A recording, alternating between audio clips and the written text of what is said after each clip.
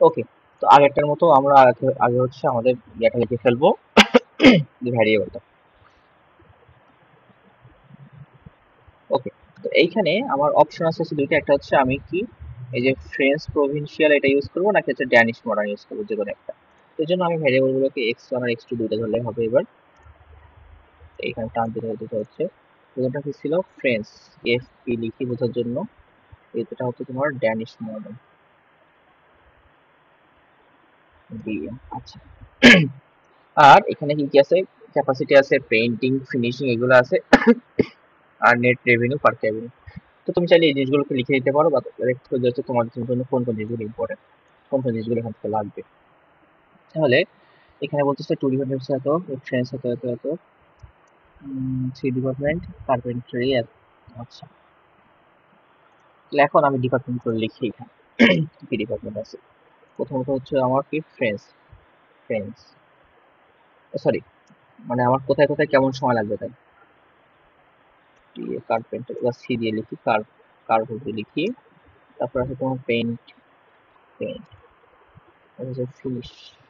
Just আমি তোমার ফুল ফর্মটা লিখবো, আমি জাস্ট ছোট করে দেখাচ্ছি। আচ্ছা, এইখানে আমাকে আসলে উত্তরটা চাচ্ছে কি দেখো, বলতেছে যে আমি কার কতটুকু ব্যবহার করব, এইটাই মূলত হচ্ছে আমার এখানে উত্তরটা চাইবে আশা করি।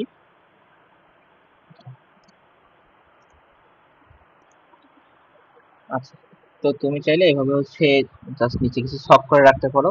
আর আমাদের যে তথ্যগুলো আছে এগুলো কিন্তু একবারে খুব সুন্দরভাবে দেওয়া আছে। আমি এইগুলোকে আর এক্সট্রা করে লিখবো না, আমি এগুলোকে একটু ধরে এই তিনটাকে ধরে একটু নিচে নামাই দিয়েছি, এগুলো হচ্ছে কনস্ট্রেন্টস এর জিনিস মূলত। আচ্ছা, এখন ভ্যারিয়েবলটা আমি লিখলাম। আসলে আমাদের আলটিমেট গোল কি, আমাদের সাবজেক্ট কি, দেখো এখানে কোথাও লেখা আছে যে হচ্ছে এই যে to to maximize his daily revenue, তার তার ডেইলি রেভিনিউটাকে আমাকে ম্যাক্সিমাইজ করতে হবে। দেখো আমার এখানে তথ্য দেওয়া আছে সে কি, তার যে এই যে নেট রেভিনিউ দেওয়া আছে না, মানে প্রতিদিন এই যে তার ফ্রেঞ্চ প্রভিন্সিয়ালকে এইটাকে এই যে এই তিনটা ক্যাটাগরিতে গেলে সে তার কত ডেইলি হচ্ছে 28 টাকা তার রেভিনিউ আসবে, এই হচ্ছে 25 টাকা রেভিনিউ আসবে। তো আমরা তাহলে এই যে আমাদের মেইন কনসার্ন হচ্ছে কি তার যে নেট রেভিনিউ যেটা আছে এইটাকে তার হচ্ছে বাড়াতে ম্যাক্সিমাইজ করতে হবে। তাহলে আমি এই জন্য যে ভ্যারিয়েবল এখানে হচ্ছে সলিউশনটা লিখে রাখি, সলিউশনটা আমরা যে কাজটা করবো মানে আমাদের যেটা অ্যান্সার বের হবে, আমি ইকুয়াল টু তে কিছু লিখিনি যদিও। আচ্ছা, এখানে নেট রেভিনিউ বা রেভিনিউ লিখি, তোমরা জাস্ট চেঞ্জ করে নিবা আর ইভি রেভ বলে লিখি। আচ্ছা, তো আমি কি দেখলাম যে ফ্রেঞ্চ প্রভিন্সিয়াল থেকে তার টোটাল রেভিনিউ কত 28, ড্যানিশ থেকে তার 25, তাহলে আমি এখানে 28 বসাই ফেলি আর এখানে 25 দিয়ে ফেলি। আচ্ছা, এখন আমাকে হচ্ছে নেট রেভিনিউ বা টোটাল রেভিনিউ, মানে টোটাল রেভিনিউ বলে লিখি। তো সাত দিই টোটাল রেভিনিউ।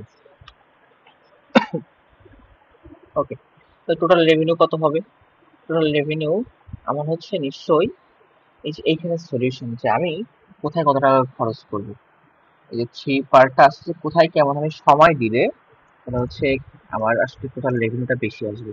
তো আমি এখানে ইকুয়াল দিয়ে একইভাবে সাম প্রোডাক্ট দিয়ে হচ্ছে এই যে রেভিনিউ দুটাকে সিলেক্ট করলাম, কমা সলিউশন দুটো পার্ট আছে ওগুলো সিলেক্ট করলাম। ওকে, তাহলে টোটাল রেভিনিউ একটা পার্ট আমি এখানে জাস্ট হলুদ করে রাখি, মার্ক করে রাখি, যেন আমার এইখানে মূলত অ্যান্সারটা বের হবে, এইটাকে আমি ম্যাক্সিমাইজ করবো, এই মানটাকে সবচেয়ে হাইয়েস্ট বের করবো।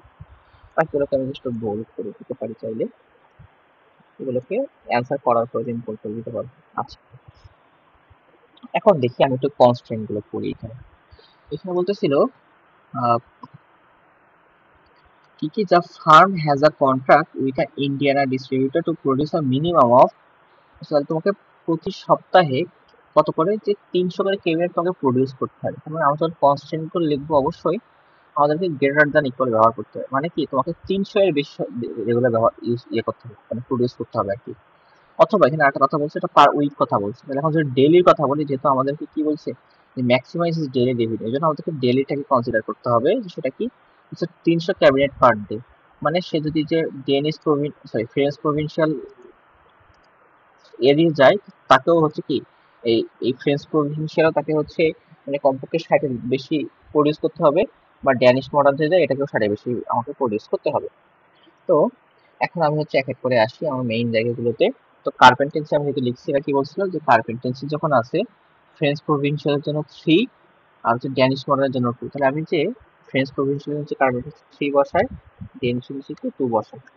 আর আমরা যে left hand side right hand side আগে থেকে যেটা করছিলাম, লেফট হ্যান্ড সাইড এখানে ইকুয়েশন বসাবো, এটা রাইট হ্যান্ড সাইড। আচ্ছা, তাহলে এই দুটো একটু উপরে লিখলে ভালো হবে। তো কি বলছিল যে আমি যদি এই যে হচ্ছে ফ্রেঞ্চ প্রভিন্সিয়াল যদি প্রতি ঘন্টাতে 3টা করে ক্যাবিনেট আর ড্যানিশ প্রভিন্সিয়াল যদি প্রতি ঘন্টায় 2টা করে ক্যাবিনেট প্রডিউস করি, সেক্ষেত্রে আমি টোটাল কত আসবে? 360 আসবে আমার।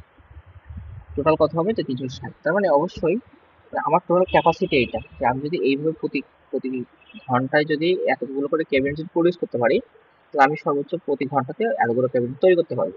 তাহলে আমার এখানে এই দুটা থেকে ক্যালকুলেট করে যেটা আসবে, 3 দিয়ে পাস হবে না অবভিয়াসলি, এই যে এখান থেকে কিছু ক্যালকুলেশন আসবে।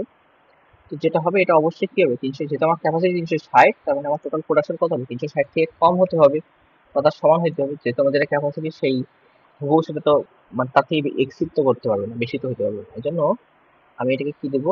লেস দেন ইকুয়াল দিয়ে রাখি, জাস্ট খালি কনস্ট্যান্ট করে বসাচ্ছি, তাহলে লিখিনি আমি কনস্ট্যান্ট। আচ্ছা, পেইন্টের জন্য দেখো কি বলছে, 1.5 আর এটা হচ্ছে 1। আমি পেইন্ট করলাম 1.5, তারপর এটা হচ্ছে 1। তাহলে আমি যখন এখানে সাম্পর্কের সূত্র লিখতে, আচ্ছা আমি লিখতেছি এক করে। কিছু সাইডের ক্যাপাসিটি কত ছিল? 200। তাহলে আমি এখানে 200 লিখলাম। অবশ্যই যদি ক্যাপাসিটি কম বা তার সমান হতে হবে, ক্যাপাসিটি কম বা তার সমান লিখলাম।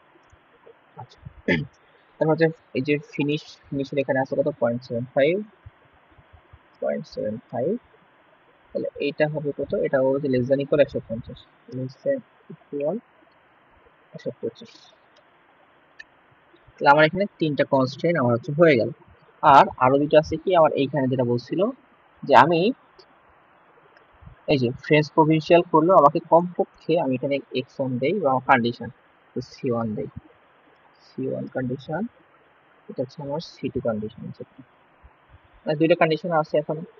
আমি ফ্রেঞ্চ প্রভিন্সিয়াল যদি শুধু ফ্রেঞ্চ প্রভিন্সিয়াল করি, সেক্ষেত্রে এটাকেও আমার কত করতে হবে? যে 60-এর বেশি প্রডিউস করতে হবে রেগুলার, মানে কমপক্ষে আমাকে 60টা করতে হবে। তার মানে ফলে আমি ফ্রেঞ্চ প্রভিন্সিয়াল এখানে জাস্ট 1 দিয়ে 1 হিসেবে ভ্যালু হিসেবে রাখি, কারণ দেখো 1 আর এইটা গুণ করলে কিন্তু এই ভ্যালুটা আলটিমেটলি বেরোবে, সলিউশনের ভ্যালুটা। আচ্ছা, এটা হয়তো এই প্রথমে এইভাবে মানে নাও বুঝতে পারো, তবে জাস্ট আপাতত দেখতে রাখো। আচ্ছা, এখানে গ্রেটার দ্যান ইকুয়াল কত হবে? 60 হবে। সেম একইভাবে এর জন্য, দ্বিতীয়টার জন্য এইখানে হচ্ছে 1 দিব, কারণ আমি যদি শুধুমাত্র ডিএম, মানে ডিএম মানে ছিল কি, এই যে ড্যানিশ মডার্ন, এটাকে যদি প্রডিউস করি, এটাকে আমাকে ইকুয়াল 60-এর বেশি এগুলো প্রডিউস করতে। তাহলে আমার এখানে এই যে 5টা কনস্ট্যান্ট হয়ে গেল। ঠিক আছে, এখন আমি হচ্ছে সলভারে যাব। আমি এগুলোকে একটু মার্ক করে ফেলি আলাদা আলাদা, এটা আলাদা, এটা যখন চলে টোটাল লেভেল এটা তো করলাম।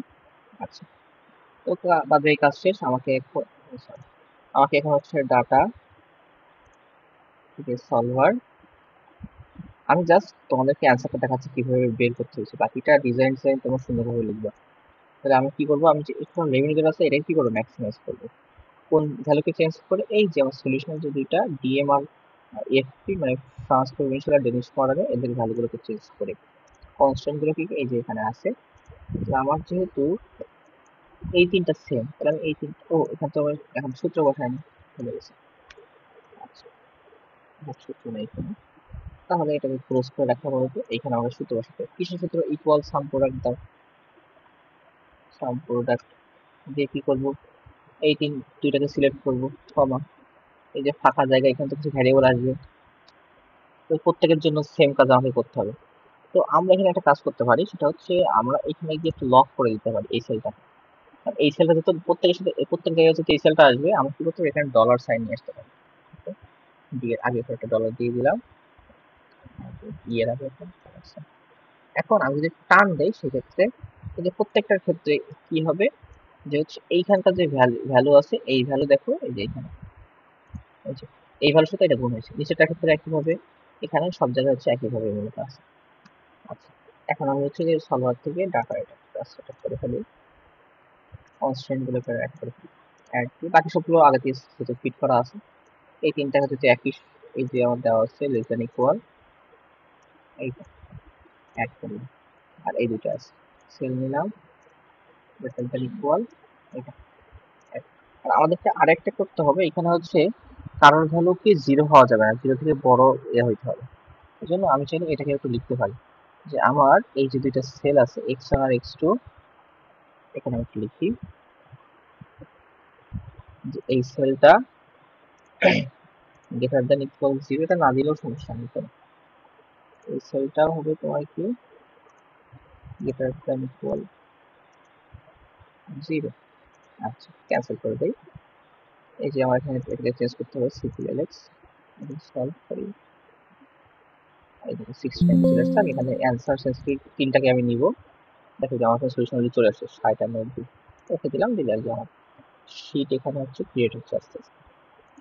তো আমি এই শীটগুলোকে ডিলিট করে দিব যখন তোমাদেরকে সলভটা দিব। তোমরা হচ্ছে নিজেরা এখানে এতগুলো তো আছেই, নিজেরা আবার একটু যেগুলোকে ডিলিট করে দিয়ে নিজেরা একটু সলভ করে তারপরে যে সেন্সিটিভিটি যে তিনটাকে সিলেক্ট করে আমি নির্ণয় করলাম না, এটাকে তোমরা নির্ণয় করবে। তাহলে দেখবো যে এইখানে এই যে সলভ কে সলভ করছে কখন করছে এই টাইমটা চেঞ্জ হয়ে যাবে, তখন তোমরা চাইলে এইটাই সাবমিট করতে পারবে। আমি এগুলো দেখাচ্ছি তোমাদের সবার রিপোর্টে, এই যে টাইম এগুলো সব সেম, স্যার তখন হচ্ছে তোমাদেরকে ধরবে। ওকে, তো এত দূর অব্দি ছিল এটা। আশা করি বুঝতে পারছো। আর এইটা